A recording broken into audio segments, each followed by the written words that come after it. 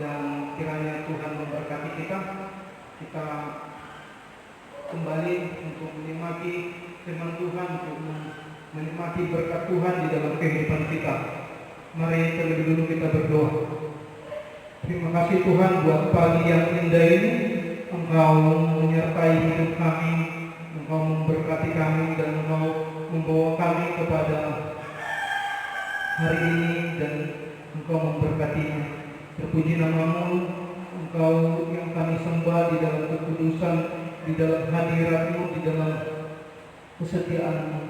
Biarlah hidup kami semakin hari semakin dididik di dalam kebenaran-Mu, dan biarlah firman-Mu nyata dan hidup di dalam kehidupan kami. Gereja-Mu Engkau bela, Engkau tolong, dan Engkau nyatakan kebenaran-Mu. Biarlah gereja-Mu semakin hari semakin kudus di dalam hadirat Tuhan. Dimanapun jemaat-Mu berada pada pagi hari ini, biarlah Tuhan yang memberkati. Tuhan tolong dengan kuat kuasa-Mu. Berkati gereja-gereja dimanapun berada, berkati Indonesia, berkati hamba-hamba-Mu. Terpuji-puji nama-Mu, kami mau dengar-dengar firman-Mu. Sama-sama kita katakan amin. Shalom Bapak Ibu Saudara terkasih, kita kembali menikmati firman Tuhan yang terambil di dalam Lukas 6 ayat 39. Lukas 6 ayat 39, demikian Yesus mengatakan pula suatu perumpamaan kepada mereka, dapatkah orang buta menuntun orang buta? Bukankah keduanya akan jatuh ke dalam lubang?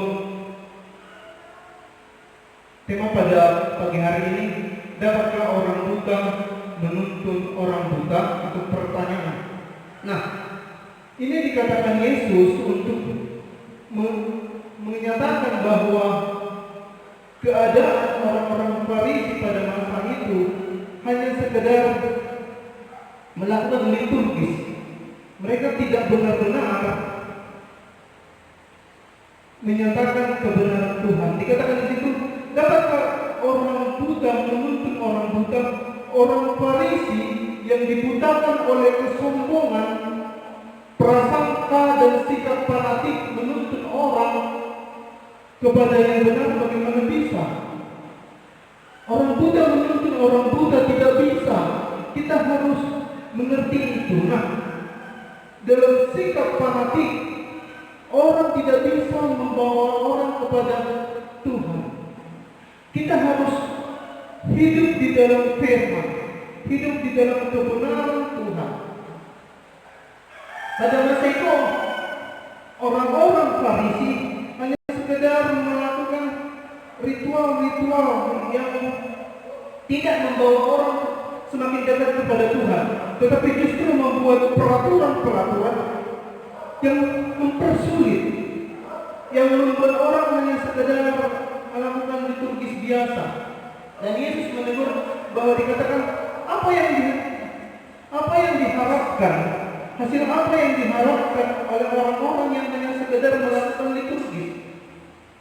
Hasil apa yang diharapkan oleh orang-orang yang sekedar melakukan suatu peraturan tanpa rasa hormat akan kekudusan Tuhan. Gereja harus benar-benar memakai firman Tuhan menjadi pedang, bukan hanya sekedar aturan demi aturan dijalankan, tetapi kita harus hidup berkenan di hadapan Tuhan. Orang yang membiarkan diri dituntut oleh pendapat umum dan adat istiadat dunia ini adalah orang-orang yang buta dan akan binasa dengan dunia yang di dalam kegelapan. Tidak mengenal jalan Tuhan, bagaimana mungkin bisa menuntun orang kepada Tuhan? Guru-guru palsu itu hanya membual dan tidak pernah mengenal jalan kebenaran. Orang buta yang menuntun orang buta sama-sama celaka di lubang yang sama. Mereka hanya mengatakan apa yang ingin kau dengar, dan itulah kualitas mereka, dan kau menikmatinya. Dan mereka membiarkan engkau tetap di dalam dosamu. Mereka tidak akan menegur. Mereka hanya akan mengatakan sesuatu yang enak didengar. Itulah yang dikatakan orang buta menuntut orang buta. Bahwa mereka tidak akan menyatakan firman.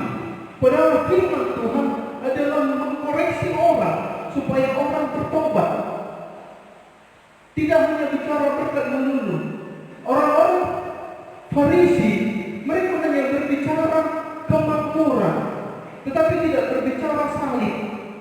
Mereka hanya berbicara yang enak-enak, tetapi tidak mau berbicara bagaimana hidup kudus.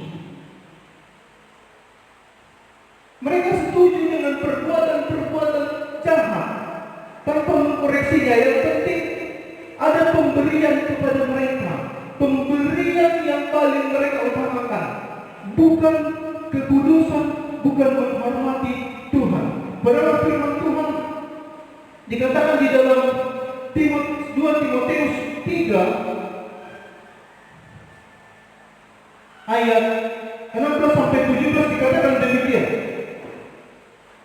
Segala tulisan yang diilhamkan Allah memang bermanfaat untuk mengajar, untuk menyatakan kesalahan, untuk memperbaiki kelakuan, dan untuk mendidik orang dalam kebenaran. Dengan demikian, tiap-tiap orang kepunyaan Allah diperlengkapi untuk setiap perbuatan yang baik. Jadi firman Tuhan harus mengkoreksi orang yang mendengarnya. Amin. Firman Tuhan diilhamkan Allah untuk mendidik orang dalam takut akan Tuhan, untuk mengoreksi perbuatan yang tidak berkenan kepada Tuhan, serta menyatakan kebenaran firman. Itu tujuan firman Tuhan, supaya orang semakin menjaga kekudusan, supaya orang semakin takut akan Tuhan, supaya orang semakin menghormati hadirat Tuhan, supaya orang semakin mengenal kebenaran firman Tuhan.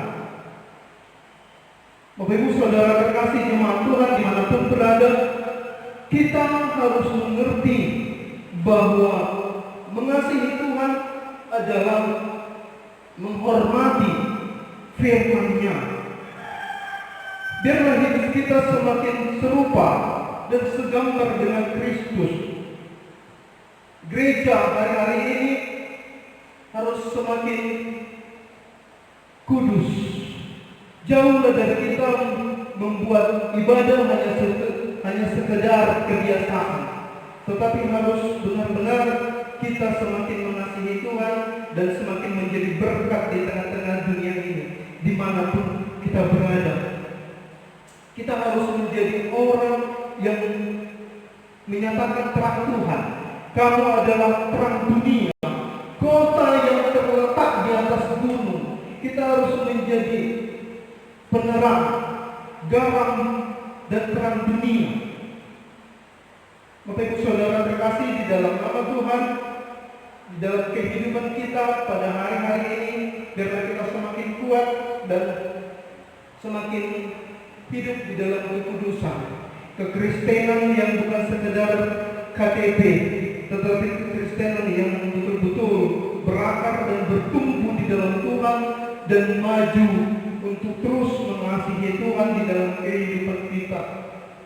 Jangan kita hanya sekedar melakukan kebiasaan. Kita harus bertumbuh di dalam kebenaran, di dalam firman Tuhan. Biarlah kita dituntun oleh firman Tuhan, dan biarlah mata rohani kita dibukakan oleh Tuhan, sehingga kita dapat mengenal kebenaran itu di dalam kehidupan kita, dan kita semakin maju di dalam Tuhan. Carilah Tuhan selama Ia berkenan, dan rindukanlah Tuhan di dalam kehidupan kita masing-masing. Biarlah firman Tuhan yang singkat ini memberkati kita semua dimanapun kita berada. Amin. Buat firman Tuhan kita berdoa. Terima kasih Bapa, terima kasih Allahku yang hidup, di dalam nama Yesus Engkau memberi kami kekuatan untuk terus mengasihi-Mu dan untuk terus memandang kepadamu. Biarlah hari-hari ini kami semakin dikuatkan di dalam Tuhan, dan pengenalan yang benar akan Engkau semakin kami miliki di dalam kehidupan kami. Terpuji-pujilah namamu, berkati kami sekalian, bahkan yang mendengarkan lewat live streaming. Tuhan berkati dimanapun berada. Engkau yang mencukupkan segala kebutuhan, dan Engkau yang memperlengkapi untuk tujuan yang lebih baik. Di dalam nama Yesus, biarlah hidup kami menjadi hidup yang berkenan di hadapan Tuhan, dan jadi berkat dimanapun kami berada. Terpuji-puji namamu, sama-sama kita katakan amin.